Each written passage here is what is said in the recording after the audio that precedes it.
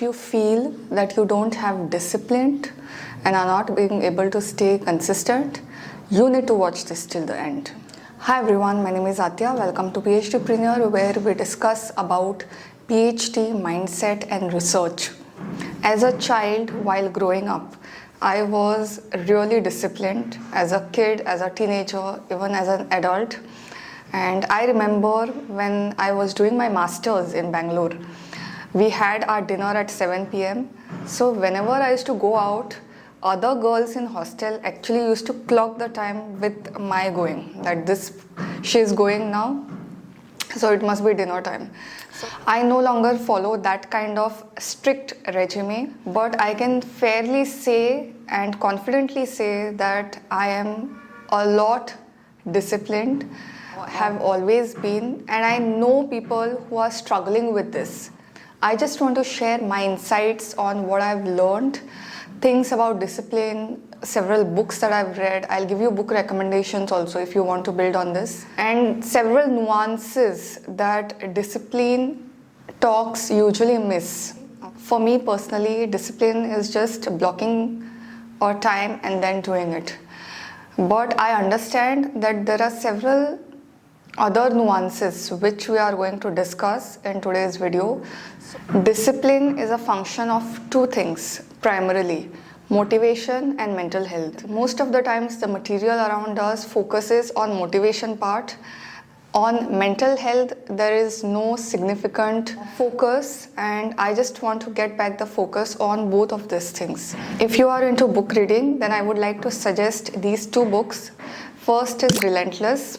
If you know Michael Jordan, famous basketball player, his coach has written this book on different aspects of discipline, and if you are somebody which resonates with that, then you might want to have a look.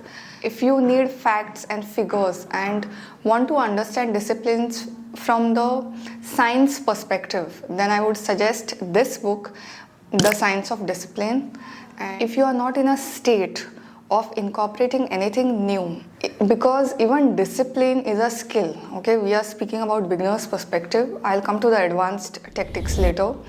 But from a beginner's perspective, if you are trying to instill discipline, first you need to check your life if you are already overloaded. If you have already million things on your mind, how are you going to incorporate discipline or anything for that matter, isn't it? We tend to overestimate what we can do in one day, and we underestimate what we can do in 1 week. Just because we have a to-do list doesn't mean you have to put flourishing it. I would suggest if you are doing a to-do list, then make sure when you are time blocking it, you are not time blocking your entire calendar, head to toe.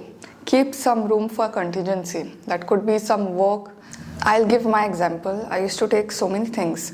Like I'm doing full-time PhD, I was doing YouTube, I was doing Instagram, I was planning to start my course and so many other things. My brain is full of ideas. So when I try to execute them, I find that 24 hours are less. Then I used to become sleep deprived. Then it used to affect my next day. So what I did was I started eliminating everything. We feel that we can do it all, but sometimes we have to accept that we are not in a position to do it all. So then I deleted everything. Now I'm just doing YouTube and I'm pursuing my full-time PhD. And these take so much of bandwidth that even when I think of it, I cannot understand how I even thought of doing so many things. Since our childhood, we have this concept of busyness. Okay. We have been conditioned to stay busy. Even when research scholars take leave or something for an extended period of time, people tend to reflect it on their efficiency. And this is the worst thing you can do, not just to research scholar, to anybody. Your efficiency is not correlated to the number of hours you put in.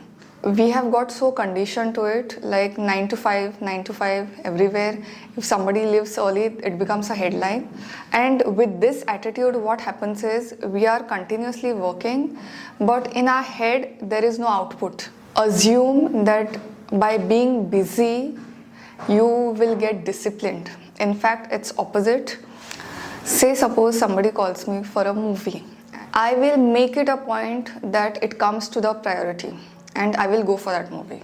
So if something is not your priority, if something does not give you results, then in your head it goes to the bottom. For something to be disciplined, for you to be disciplined in something, it should be at a priority level. If it's not at a priority level, then one should be evaluating whether you really want to do it or no. Just 1 or 2 years back, I had signed up for a fat loss program. One of the conditions in that was 10,000 steps per day. Now with me, the thing is, I finish my workouts in the morning and then I get busy. So my usual step count is around 3,000 to 4,000 steps. On good days, it goes to 5,000 steps and I'm fine with that. But with this additional load, I had to really make an effort on leaving my work, leaving what I was doing and take rounds in the campus. And I did it for 10 days I think, but I could not sustain it because it was not resonating with my why. I didn't see the point for doing 10,000 steps to lose fat when you can focus on nutrition and 1 hour exercise, which I was already doing. So in your mind, if something does not resonate with you, if it does not appeal to your heart, then there are less chances that you will be disciplined with it. And it's a good thing because you know that this particular thing is not resonating with you. I started this channel in 2021 January. I posted my first video, but before that, for around 6 months, I was just making sure that this is something that I want to do. Now some may call it procrastination, but I didn't want to dive into something that I was 50-50 with. Okay, so I was trying to get data points whether this is worth doing long term. For me, long term planning and stability weighs most above these little bit short term challenges. Okay, by the time it was December, I knew in my heart that I really wanted to put in all my efforts in this. Started my channel decoration, customization of themes and all that, and in January I put my video out. So what I want to say is that really make sure if you are starting something, it is something that you really want to start, because anything you start, it takes efforts on your part, and YouTube is something that will take considerable amount of efforts, and so do all goals. You are not doing a favor on anyone by being disciplined. If say suppose you are preparing for an entrance, say NET exam, you just have to give your best for NET exam. It's for 6 months and then you are free. Just focus on this fully and get done with it, instead of giving half-baked efforts, consistent today, consistent tomorrow, not consistent day after tomorrow. So instead of this, you can just give your best and you'll be done with it. Sometimes our willpower is there, but we don't have a structure. Okay, there are no routines, there is no time management, no planning, nothing. I tend to do is generally at around 6 to 7 p.m.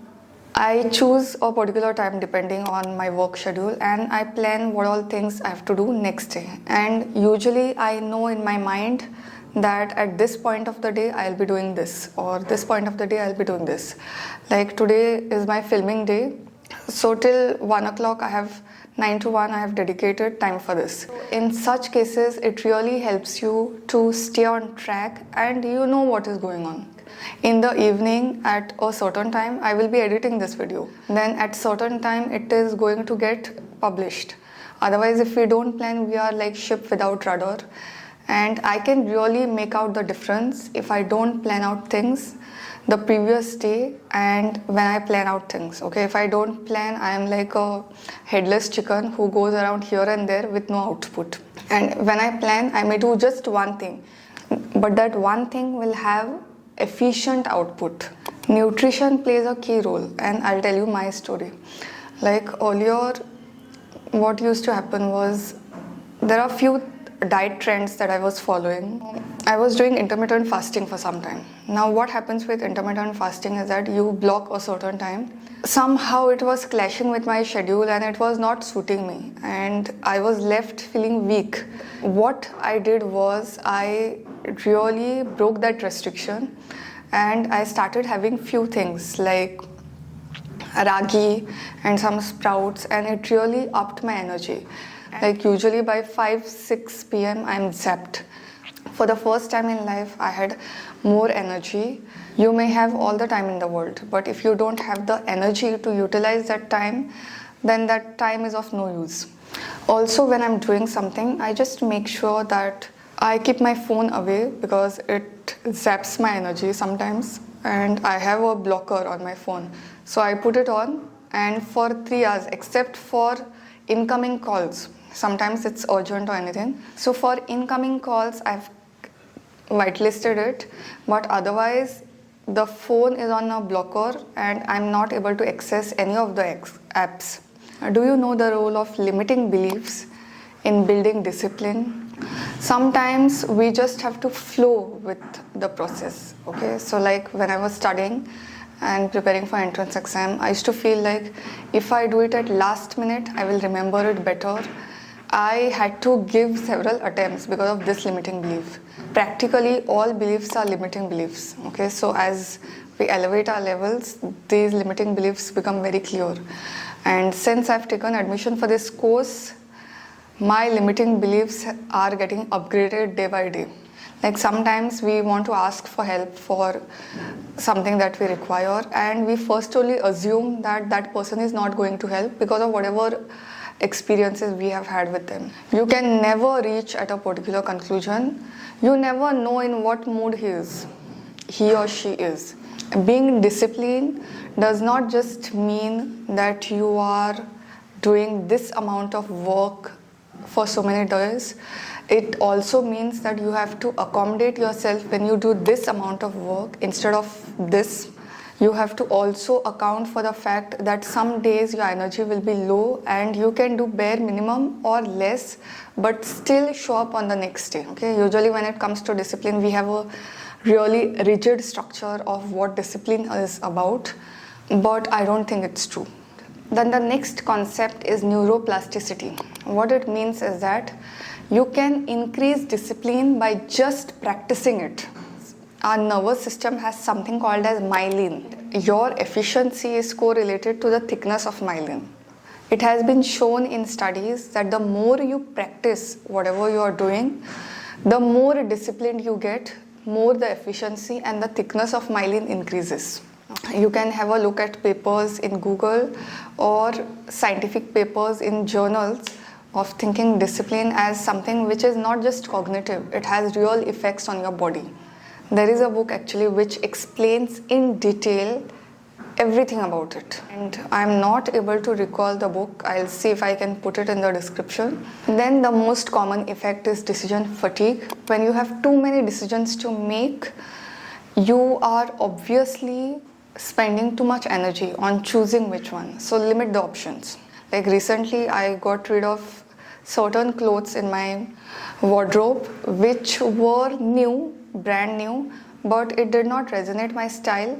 Secondly, because of that, I was not buying more clothes because I was not wearing it. I was not feeling like wearing it because it was out of my style. My style quotient also has got upgraded. It was simply occupying space. Every time I had to choose a cloth, I had to go through those clothes to come to a decision, which I didn't want. So I simply donated it. This is just with one aspect, but there could be several things. There could be clutter around you. There could be several decisions which have too many options and which really clutter your mind. So just make sure that the decisions you are having to make have 2 to 3 options. What the hell effect? What it means is that, say suppose you are doing something consistently. You are getting in the groove, you are disciplined, but for some reason you miss it. And if you miss it for one day, you feel like, oh, now you cannot get back on track, what the hell? And you continue missing the track. Okay, this has happened with me recently. So I was on a no sugar diet. Sometimes because of too much stress, I tend to eat sugar. It's my go-to. And the content has reduced a lot. When I did that for one day, next day was like, oh, I have just broken my diet, so let me eat more. you feel that you have broken the goal. The goal doesn't get broken. You just have to get back to your normal thing. But what's most important is not that you got derailed, but how quickly you are able to snap back. The next extremely important thing, which I have recently started incorporating in my life, is accountability. I am actually doing a video on how to wake up at 5 a.m. If you promise somebody that you are going to reach at this particular time, just because you have promised, you will be on time. But if you promise to yourself that you are going to do this, you may or you may not do. In such cases, it's extremely important to have some kind of accountability partner. It could be a person or it could be some event. I am fairly consistent when it comes to waking up early, but I really wanted to take it to the next level by waking up at 5 a.m. Okay, so what I did was I signed up for yoga classes, which were at around 6:30. So now if I have to attend these classes, by the time I finish my waking up rituals and washroom and bathroom, whatever, it's 1 hour. So I really have to be on track, otherwise I'll be answerable to my trainer. Even for waking up, if you really need help, then there are Facebook groups which help you to wake up early by giving you accountability. Now you have trainers for fitness, you have nutritionists as far as the fitness goals are concerned. So do you feel that they know anything better than you? They may know in certain aspects. The most important solution they give is accountability. They will ask you why you are off tracking. They will ask you why this is not happening this way. And that is the reason why you show up on that particular day at that time. It's not because the other person knows better than you. It's because that you are answerable to him or her.